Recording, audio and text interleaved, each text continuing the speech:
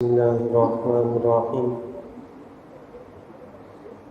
عن عائشة رضي الله تعالى عنها قالت: تزوجني رسول الله صلى الله عليه وسلم في شوال وبنى بي في شوال، فأي نساء رسول الله صلى الله عليه وسلم كان أحظى عنده مني.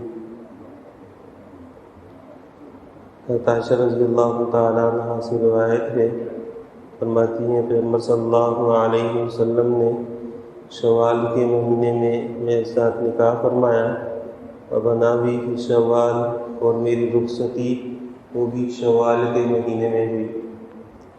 فأي نساء رسول اللہ صلی اللہ علیہ وسلم كان أحظى عنده مني، پیغمبر صلی اللہ علیہ وسلم کی بیویوں میں سے مجھ سے زیادہ خوش نصیب اور سعادت مند کون سی بیوی ہے؟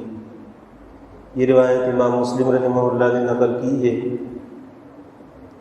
عربوں میں مشہور یہ تھا کہ عید کے بعد شوال کے مہینے میں نکاح نہیں کرنا چاہیے، رخصتی نہیں ہونی چاہیے، اس سے شادی کے معاملات بگڑ جاتے ہیں.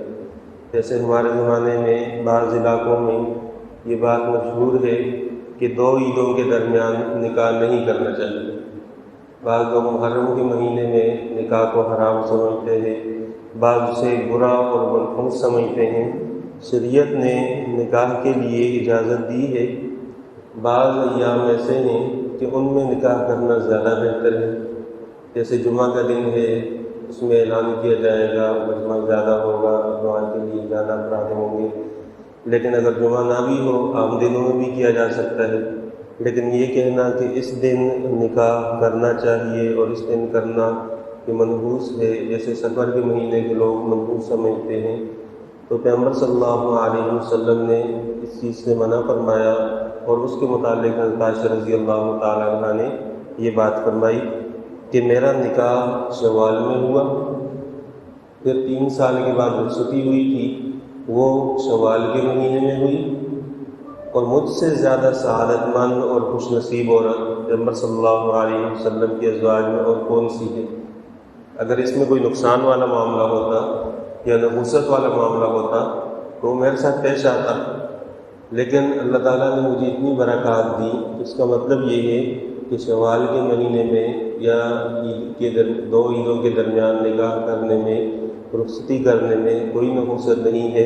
زمانہ جاہلیت کا ایک غلط عقیدہ تھا، اس کی تردید فرمائی ہے. اور ہمارے زمانے میں بعض علاقوں میں یہ چیزیں مشہور ہیں کہ اس مہینے میں نکاح ہونا چاہیے اور اس مہینے میں نہیں ہونا چاہیے. یہ بات غلط ہے. شریعت نے اجازت دی ہے جب آسانی ہو، جب بچہ بالغ ہو، پھر اس کے بعد اس میں تاخیر کرنا یہ گناہ والا معاملہ ہے. باقی جتنا جلدی ہو سکے اس میں کسی کا لحاظ نہ رکھا جائے کہ فلاں جمع ہوں گے، فلاں آئیں گے تو پھر نکاح کریں گے. تاخیر والا معاملہ پسندیدہ نہیں ہے. باقی دنوں کی تعیین کرنا کہ ان دنوں میں ٹھیک ہے، ان دنوں میں غلط ہے، یہ سلسلہ ٹھیک نہیں ہے. جب موقع ملے اس وقت نکاح اور رخصتی ہو سکتی ہے. اللہ تعالیٰ سے دعا ہے دین اسلام پر عمل کرنے کی توفیق عطا فرمائے. الحمدللہ.